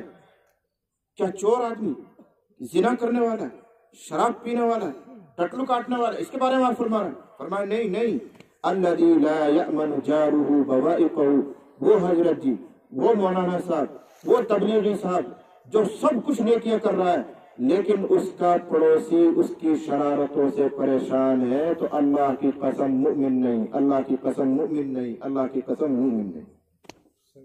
یہ رسول اللہ فرمایا۔ اور پڑوسی چاہے مسلمان ہو، چاہے ہندو ہو، چاہے اپنا رشتہ دار ہو، غیر رشتہ دار ہو، چاہے وہ سراسر تمہارے پر ظلم کرتا ہو، تب بھی تم ظلم کی کارروائی مت کرو، ایسا امن والا بنو، یہ رسول اللہ کی ہدایت۔ تب جنت کی تیسری سیڑھی پر چڑھو گے۔ یاد رکھنا، جو عبادت میں بڑا کامل ہو، تقوی طہارت میں بڑا کامل ہو، لیکن لوگ اس سے تکلیف پائے ہوئے ہوں تو اللہ کی قسم جنت میں نہیں جائے گا۔ قسم کھا کے رہو، حدیث کی روشنی موجود، اللہ کی قسم جنت میں نہیں جائے گا۔ آخری حدیث سنا دو، بات سمیٹو۔ ایک صحابیہ کا تذکرہ ہے حضور کی موجودگی میں، لوگ بیٹھے ہوئے ہیں، رسول اللہ تشریف فرما ہے، تو کہا گیا ان فلانۃ تذکر من کثرت صلاۃ وصیام وصدقۃ۔ کیا کہا جا رہا ہے؟ اے اللہ کے نبی، محلہ میں ایک عورت ہے، بہت نماز پڑھتی ہے، خوب خیرات کرتی ہے، اور صدقہ کرتی ہے، اور تسبیحات پڑھتی ہے، خوب تعریف کی گئی، بڑی بھلی عورت ہے، لیکن تؤذی جیرانہا بلسانہا، لیکن زبان بڑی گندی ہے، اس کے پڑوسی اس سے پریشان، لڑتی جھگڑتی ہے، گالی گلوچ کرتی ہے، زبان اس کی گندی ہے، سب پڑوسی سے پریشان۔ ایک طرف عبادات اتنی ہے، نماز بھی، روزے بھی، صدقہ بھی، خیرات بھی، فلاں بھی، لیکن زبان تھوڑی سی کڑوی ہے، لوگ اس سے پریشان ہیں۔ تو آپ نے فوراً فرمایا انہا فی النار، بلا شبہ وہ دوزخی ہے، بلا شبہ وہ دوزخی ہے، اتنی ساری عبادات کے باوجود۔ پھر اسی مجلس میں یا دوسرے دن دوسری عورت کا تذکرہ ہے، ان فلانۃ تذکر من قلت صلاۃ وصیام وصدقہ۔ اللہ کے نبی، ایک فلاں عورت ہے नमाज रोजा तो ज्यादा नहीं है उसके पास, यानी सिर्फ फर्ज पढ़ते हैं, नफिल वफिल ज्यादा नहीं पढ़ती, बहुत ज्यादा तस्बीहात भी नहीं है, बहुत ज्यादा खैरात भी नहीं है। ये मतलब नहीं कि फर्ज नहीं अदा करती, फर्ज के बाद नवाफिल बहुत ज्यादा नहीं है, लेकिन अल्लाह के नबी उसके पड़ोसी उससे बड़े खुश हैं, बड़ी मिलनसार है, बड़ी प्यार से बात करने वाली है, पड़ोसियों को कोई दुख उससे नहीं है। आपने फरमाया इन्नहा फिल जन्नह, वो जन्नती है, वो जन्नती है। नमाज कम, रोजे कम, ज़कात हज कम या नफली ये चीजें नहीं है, लेकिन तकलीफ नहीं पा रहा कोई उससे, तो फरमाया जन्नती है। उसके पास ढेर सारा सामान है नेकियों का, लेकिन पड़ोसी परेशान है तो फरमाया दोज़खी। आज हमारा दीनदार, जिसको दीनदारी का हवा लगता है ना, हैजा हो जाता है, वो बड़ा कड़वा हो जाता है जबान का, उसके तेवर बदल जाते हैं, उसका नाम दीनदारी नहीं है। नमाज का भी एहतमाम करो, तकवा तहारत का भी एहतमाम करो, हलाल खाने का भी एहतमाम करो, उससे ज्यादा प्यार और मोहब्बत का एहतमाम करो। सबके साथ प्यार से, मोहब्बत से, अखलाक से बर्ताव करो। हमसे सबसे ज्यादा परेशान तो हमारी बीवी हो जाती है, हमारे माँ बाप हो जाते हैं, हमारे बहन भाई परेशान हो जाते हैं। हमारा कड़वापन इतना है कि सब बेचारे दुखी रहते हैं। ऐसा दीनदार आदमी अल्लाह के यहाँ दीनदार नहीं है, वो सिर्फ धोखा है। ये 3 सीढ़ियां मैंने गिनवाई हैं। मन अकल तय्यबन, जिसने हलाल खाया, व अमिल फी सुन्नतिन, सुन्नत के मुताबिक अमल किया, व अमिन अन्नास बवाइकहु, लोग उसकी शरारतों से महफूज रहे, दखलल जन्नह, फरमाया चौथा कदम जन्नत में दाखिल हो गए। कोई देर नहीं, ये रसूलुल्लाह की जमानत है, रसूलुल्लाह की बशारत है, रसूलुल्लाह की खबर है, इसमें झूठ का शुबा ही नहीं है।